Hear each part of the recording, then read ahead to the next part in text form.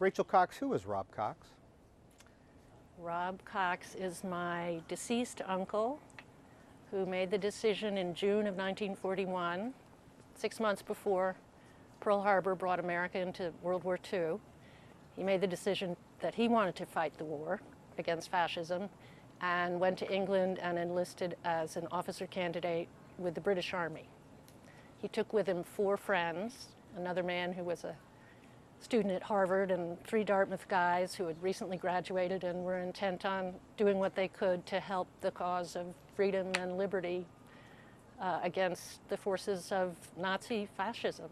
And so he was studying at Harvard at the time. What was he studying and what was his life trajectory at that point? Well, he like his 4 brothers had grown up in New Jersey and Vermont, where his family had had property for quite several generations. He went to prep school at St. Paul's School, where he distinguished himself as a student and as a student leader and as an athlete.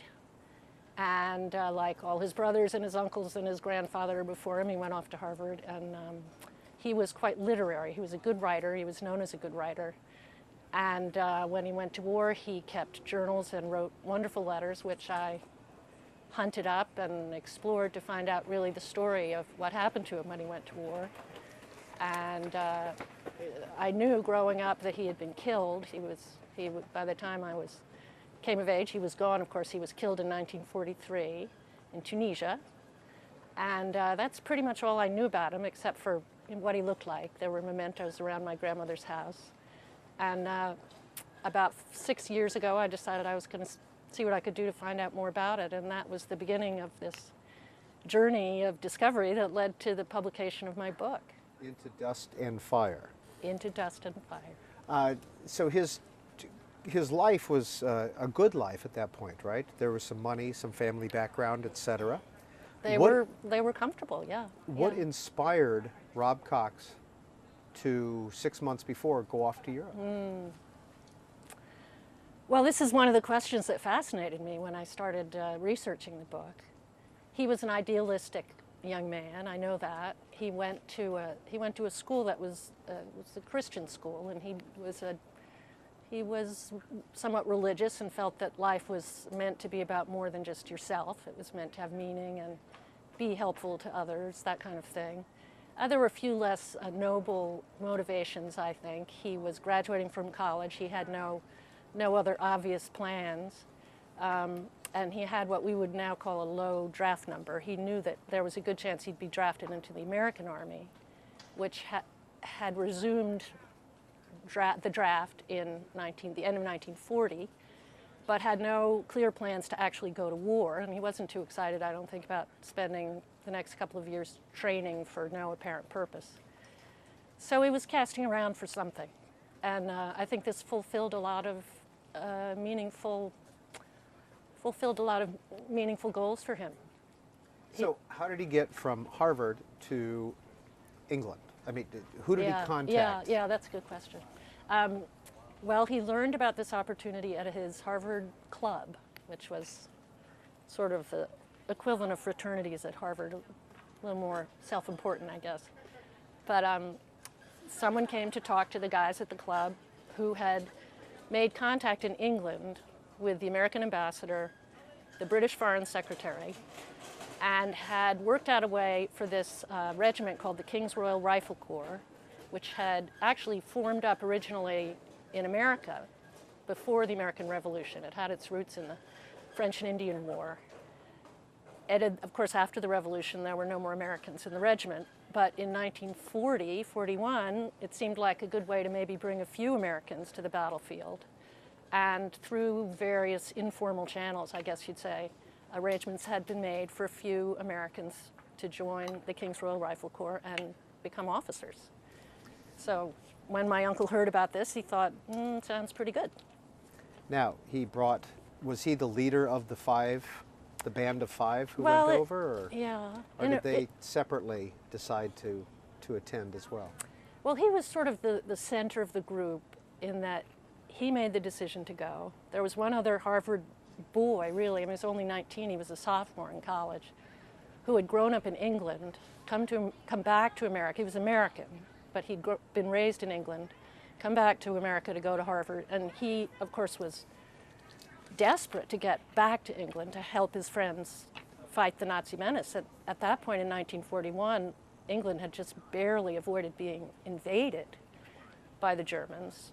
The Battle of Britain was pretty much over, but they were still, being bombed regularly. They were in a terrible position. They needed all the help they could get. And I think that appealed a little bit to my uncle's sort of sense of chivalry. He really liked to help the underdog. And anyway, I'm getting back to your previous question.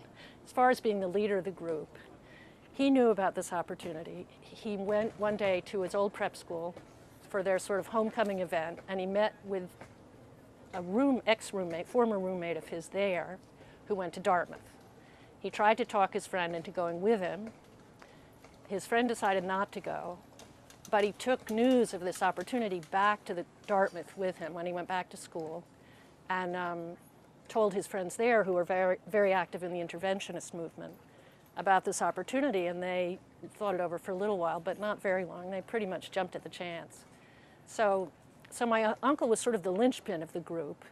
He was the reason these Dartmouth boys knew about the opportunity. But I wouldn't say he was exactly the leader. So what did you learn about his experience in England before he actually did any fighting? Right. Yeah. I mean, was it through letters home, through research in England? How did you find out what exactly happened to him? Yeah. Well, it was a mix. He wrote home to his mother almost every week. Letters that are 2 or 3 pages, typed pages. So there was a lot of material to read. And I did go to England. I went to the Regimental Museum. The King's Royal Rifle Corps has a museum where they document and record pretty much everything they do. There were regimental chronicles there that you can read. And I saw where he had lived. And I also managed to track down relatives of the other four soldiers, who also had stacks of letters and diaries. 3 out of the 5 young men saw themselves as writers. 2 of them were committed to being professional writers when and if they returned from the war. So they kept really good records, you might say. So that's the main way that I learned it. And I interviewed, for instance, some people who remembered them and knew them. I heard from soldiers in England who remembered training with them in Westminster, England. So I was able to get a lot of information. Of the 5, how many survived World War II? 3 survived. My uncle and another fellow named Jack Brister were both killed very close to the end of the North African campaign in April of 1943. What happened to your How uncle? did they die? To your uncle? Well, he was in an isolated position. I went to Tunisia to see what the land was like, where they were fighting. It was wonderfully interesting and exciting. It's a very broken, dry, rocky, hilly kind of terrain. And any small group of men who's kind of separated from the body of their battalion was very isolated, and it was very difficult to get to. I'm giving away the end of the book now. You really think this is a good idea? You can, it's up to you. I won't go into too much detail. He basically, a sniper killed him. And it was kind of under noble circumstances. He volunteered to go out with another man to find a gun position that had been harrying the troops. And in the course of that, there was a guy behind a haystack who just took him out with a rifle. And unfortunately, he was so far from medical help that he bled to death before he could get the kind of help he needed. So by 1943, they were fully incorporated into the British Army? Oh, yeah. And not part of the American Expeditionary Forces? Nothing to do, no. No, that was an issue for them all the way through. Before they went, they made a big point of finding out making sure they'd be able to transfer to the American Army if America actually joined the fray.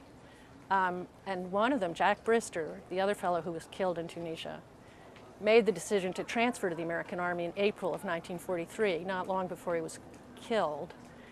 And he got the paperwork done, went through channels. They became very good friends with the American ambassador to England, John Gilbert Wynand. So they had good connections. And Jack Brister requested a transfer.